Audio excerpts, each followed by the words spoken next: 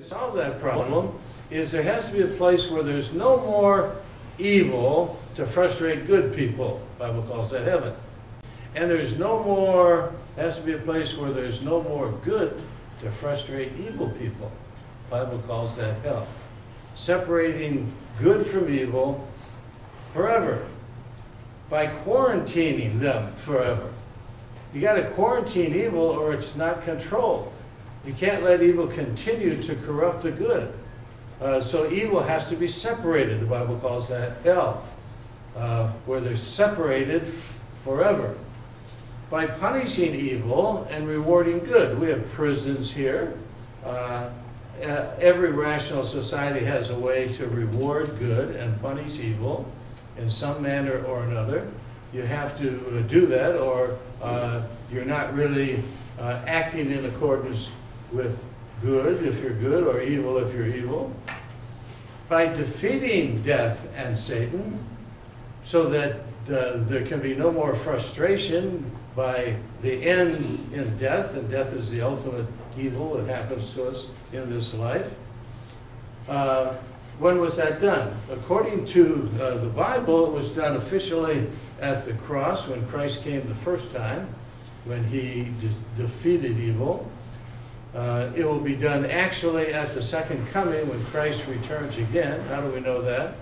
Well, there are almost 100 predictions in the Old Testament of Christ's first coming, and they were all literally fulfilled. So we have no reason to believe that the ones in the New Testament won't be literally fulfilled. So if he came and officially defeated it with almost 100 predictions, then he will come and actually defeat it at the second coming. And so the hope is that an all-good God, an all-powerful God who wants to and can, has a plan. The first stage of the plan is already accomplished. The second stage is yet to come. The official defeat of evil on the cross and the actual defeat of evil later. Colossians 2:14 says that on the cross he blotted out the handwriting of ordinances that was against us, which was contrary to us, and took it out of the way, nailing it to his cross. And having spoiled principalities and powers, he made a show of them openly, triumphing over them.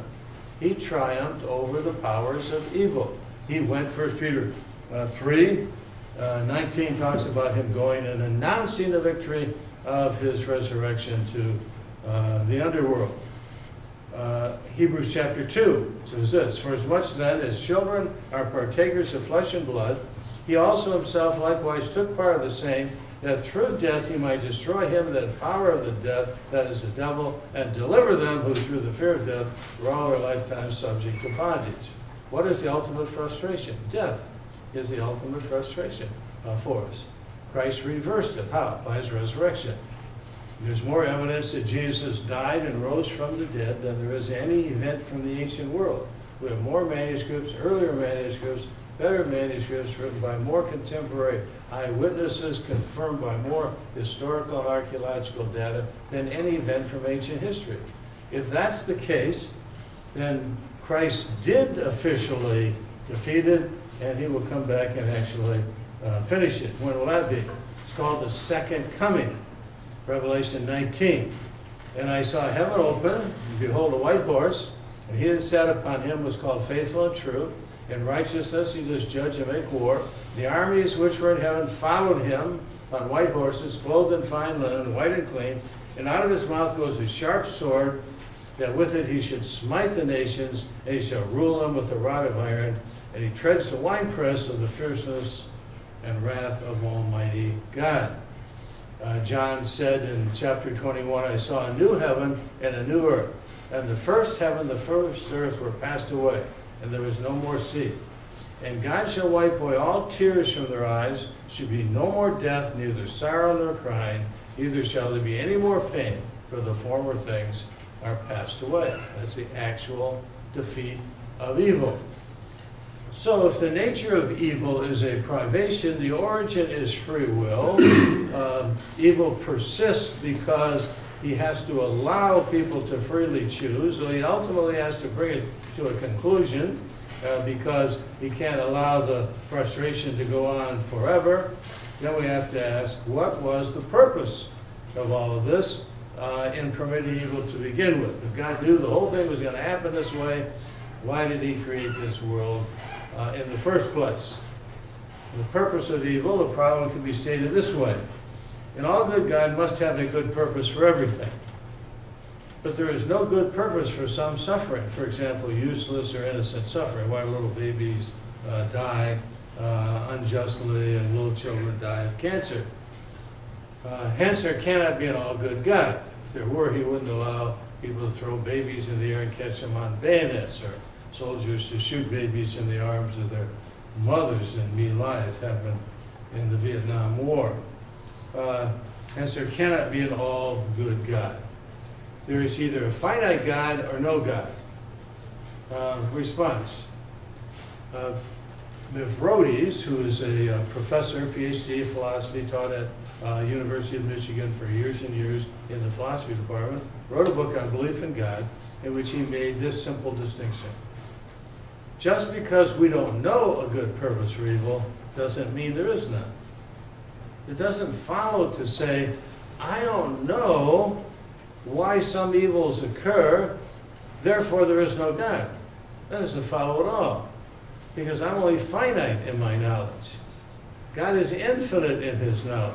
How can I say, from a finite perspective, that I know more than an infinite God knows from an infinite perspective? Just because I don't know the good purpose doesn't mean there is none. An all good, all-knowing God knows a good purpose for everything. He has to.